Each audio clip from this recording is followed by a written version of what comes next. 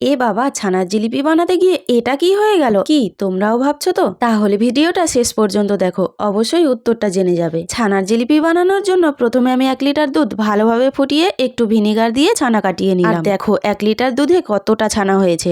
এখন আমি ছানাগুলোকে ভালোভাবে জল ঝরিয়ে মেখে নিচ্ছি। তার জন্য দিয়ে দিয়েছি অল্প একটু চিনি, একটু বেকিং সোডা আর 1 চামচ ময়দা। আমি এখানে ময়দা ইউজ করেছি যাতে চিনির জলটা টেনে নেয়। এখন এই ছানাটাকে প্রায় 10 থেকে 15 মিনিট ধরে ভালোভাবে মাখতে হবে, না হলে জিলিপিগুলো কিন্তু ভেঙে যাবে, যেটা আমি তোমাদেরকে প্রথমে দেখিয়েছিলাম। যাই হোক, চলো, জিলিপিগুলো আমার সব বানানো হয়ে গেছে। এরপরে কড়াইতে 2 কাপ জল আর 1 কাপ চিনি দিয়ে চিনির শিরাটা বানিয়ে নিলাম। আর হ্যাঁ, একটু এলাচ গুঁড়োও দিতে হবে যাতে চিনির শিরার স্মেলটা দারুণ হয়। এখন কড়াইতে তেল দিয়ে জিলিপিগুলো ভালোভাবে এপিট ওপিট লাল লাল করে ভেজে চিনির শিরার মধ্যে ডুবিয়ে দিলাম। আর দেখো জিলিপিগুলো কতটা সুন্দর হয়েছে, একদম রসে পরিপূর্ণ হয়েছে আর দারুণ সফট হয়েছে, খেতেও দারুণ হয়েছিল। ভিডিওটা তোমাদের কেমন লাগলো অবশ্যই কমেন্টে জানাবে। যদি ভালো লাগে একটা লাইক